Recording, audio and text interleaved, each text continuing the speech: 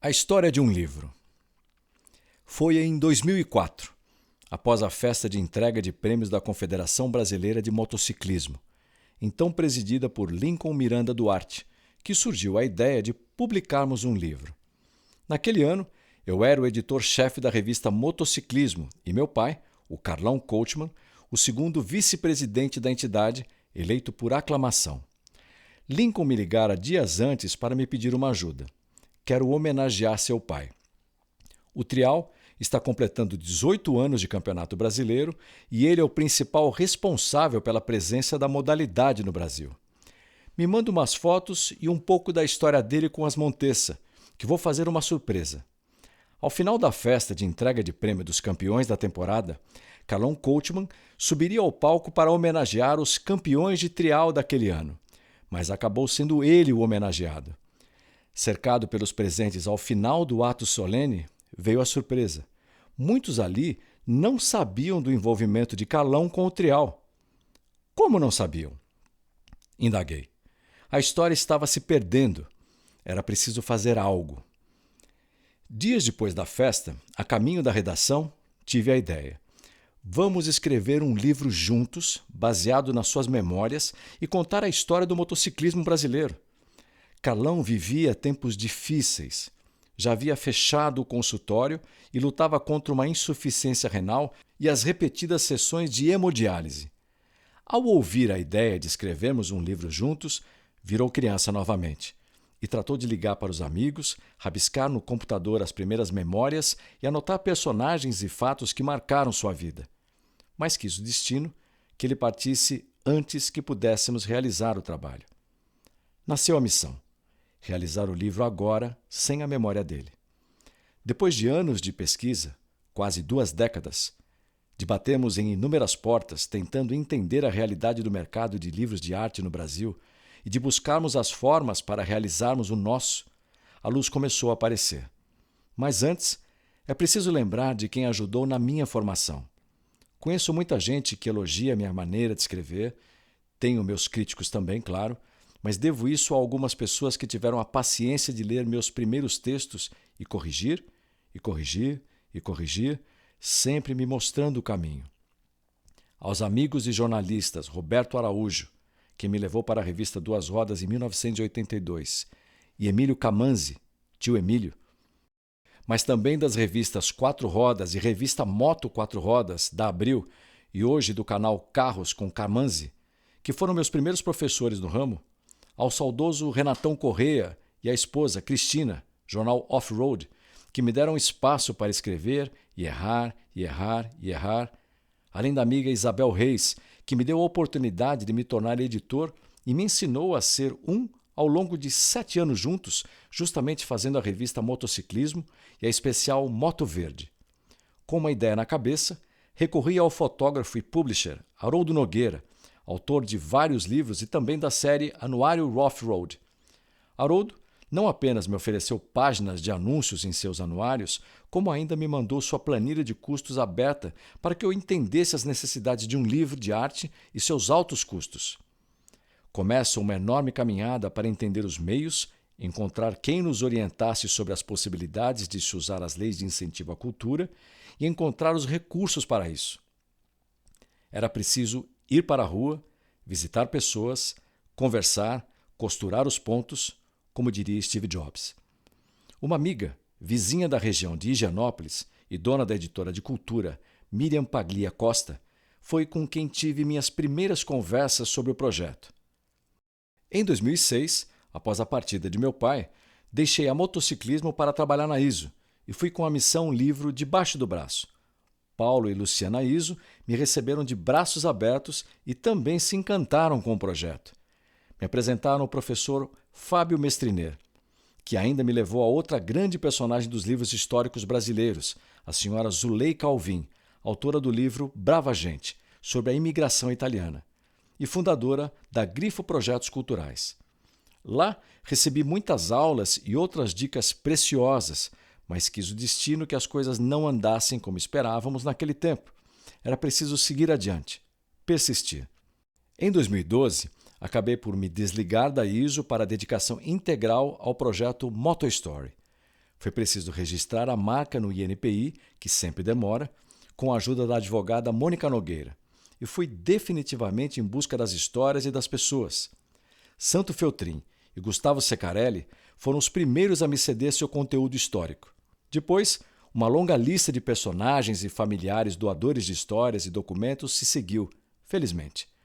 Aos poucos, foi se formando o que é hoje um dos maiores acervos documentais da história da motocicleta no Brasil.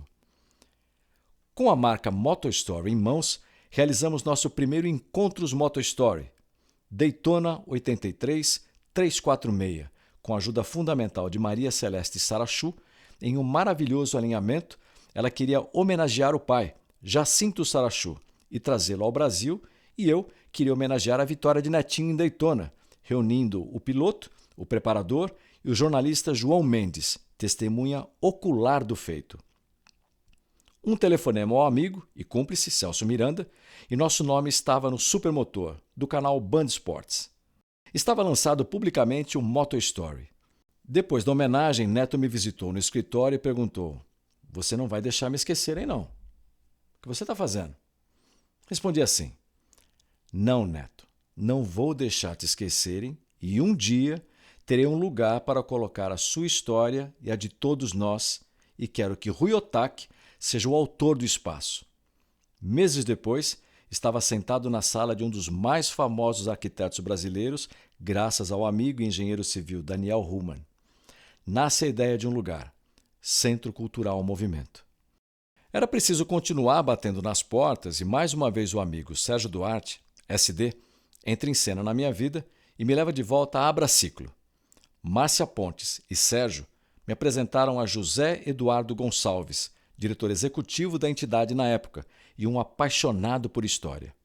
O presidente, outro velho conhecido, Marcos Fermanian, um executivo com grande carreira na Honda. Naquele mesmo ano, tivemos a ideia de propor um livro comemorativo para a entidade que no ano seguinte completaria 40 anos. Não havia dinheiro suficiente para um livro, mas, Calãozinho, você não quer pelo menos fazer a nossa matéria histórica para o anuário da entidade em 2016? Ideia do Zé Eduardo e oportunidade de conhecer novas pessoas e reencontrar velhos amigos na Abraciclo, dentre eles o ex-presidente Paulo Takeuchi. Missão dada, missão cumprida. No ano seguinte, 2017, outro telefonema do Sérgio. Você não se inscreveu no prêmio Abraciclo de jornalismo? Ficou maluco? O MotoStory precisa estar lá. No Salão das Duas Rodas daquele ano, a surpresa. Menção honrosa do prêmio para a matéria publicada na Motociclismo, Nossas Origens, e o esforço que o MotoStory precisava para ser reconhecido como historiador. Nos meses seguintes, começa uma avalanche. Mauro Letícia, publicitário, colecionador e amigo de infância, que se juntara à equipe anos antes, começa a dar cara nova ao trabalho com seu talento criativo. Alberto Pellegrini, Mega Cycle, me apresenta Justiniano Proença, presidente do Veteran Motorcycle Club do Brasil e dono de uma das maiores coleções de motos e bicicletas do Brasil, o Moto Classic Museum. Com ele, surge a ideia deste livro, inicialmente baseado nas motos de sua coleção. A visita de Robert Antônio Maria, um grande amigo remanescente dos anos em que jogávamos paintball, me traz de volta o produtor, diretor, ator, roteirista e amigo de mais de 30 anos, Vladimir Candini, e com ele, Ricardo Dizzi. Os documentários ganham a força que precisávamos e muito mais com a chegada da Octoworks. Gianfranco Provenza me procura para falar da história do motocross e me apresenta Ricardo Gramani, da Núcleo Cultural, e eu os apresento ao MotoStory. Ricardo entende o potencial do nosso trabalho e resolve assumir a gestão de nossos projetos incentivados. Começamos então com o processo de documentação para a inscrição do livro no então Ministério da Cultura, hoje Secretaria Especial de Cultura. Primeiro, o currículo de Calãozinho Coachman precisava ser aprovado no Ministério. Depois, a empresa. Depois, o projeto Duas Rodas e uma Nação, que é recusado na primeira tentativa, mas aprovado na segunda. Nada é simples nesta vida. Nada é fácil, mas é preciso seguir adiante. Vamos para a rua vender o livro. Justiniano, renomado advogado, nos leva a Porto Seguro, empresa para a qual prestou serviço por décadas, seguro de que eles nos apoiariam. o que não aconteceu. Simultaneamente, Alexandre Zaninotto, Moto Remasa, decide que a empresa seria apoiadora do Moto Story e coloca sua coleção Zaninotto, com mais de 100 motocicletas, à disposição do nosso trabalho. Foram muitos dias nas ruas, caminhando com o projeto debaixo do braço, que nos levaram a encontrar outro amigo de vida, o renomado fotógrafo Ricardo Rojas, criador do festival Mobigrafia, fotografia através de celular, que nos fez o convite. Vamos colocar o Moto Story no Unibis Cultural? Você expõe fotos de época para contrastar com o digital na exposição São Paulo em Movimento. Preciso que você me indique 2 fotógrafos do mundo das duas rodas que nunca fotografaram com celular. Vou desafiá-los. Mário Bock e Miguel Costa Júnior. Pronto! Moto Story mostrava sua cara em um renomado espaço cultural da cidade de São Paulo, graças ao festival e a uma amizade cultivada desde a adolescência no Esporte Clube Pinheiros, de São Paulo. Ao mesmo tempo, Paulo Takeuchi, então diretor de RI da Honda, aprova a participação da empresa no livro. Vou buscar os recursos. Vamos ver o que consigo. Com a porta aberta, volto para a Abraciclo com uma nova missão. O Moto Story precisava estar no Salão das Duas Rodas. Vamos juntos? Zé Eduardo me apresenta Lucas Pimentel, diretor do salão, que nos convida para a gestão da Arena Lifestyle, um espaço de entrevistas e, neste momento, mesmo período, a Remasa também se apresenta como patrocinador do projeto deste livro e quase me mata do coração às vésperas da virada de ano. Que alívio! Conseguimos o suficiente para a realização do projeto. Apesar dos cortes no orçamento sofridos durante a mudança da gestão federal, vamos virar o ano em paz. Mas as mudanças no antigo Ministério da Cultura e a transformação em Secretaria Especial de Cultura retardam a liberação dos recursos. Todos os projetos de leis de incentivo precisam ser revistos. Começa uma nova e longa espera. Neste momento, a cidade de Socorro abre suas portas. O amigo Luciano Peixoto nos apresenta a ideia Socorro Destino Duas Rodas e acabamos lançando o projeto em conjunto durante o Salão em 2019 e, com o apoio da Prefeitura, realizamos nossa primeira exposição no Museu Municipal da cidade, chamada justamente Duas Rodas e uma Nação, propositalmente o mesmo nome deste livro. Foram 38 dias com mais de 8.000 visitantes que vieram de 171 cidades brasileiras. Um tremendo sucesso que nos abriu ainda mais portas. Mas, novamente o mas, chega a pandemia. E no meio dela, a liberação dos recursos, um misto de alívio e aflição em meio às incertezas. Certeza apenas uma: é preciso seguir adiante. Em meio a tantas dificuldades, foi criado este livro, agora em suas mãos, feito com sangue, suor e lágrimas, mas, acima de tudo, muito amor. Foram anos de trabalho e pesquisa, mas, mesmo assim, não temos nem de perto a pretensão de que seja um trabalho absoluto. Longe disso. Faltaram histórias, tenho certeza, faltaram personagens, mas é a nossa singela contribuição para que a memória da motocicleta brasileira permaneça. Novos trabalhos precisam surgir, não apenas do Moto Story. Além disso, junto com ele, nasce o Centro Cultural Movimento, na Estância Turística de Socorro. Mas esta é uma outra história e não termina aqui. Não mesmo.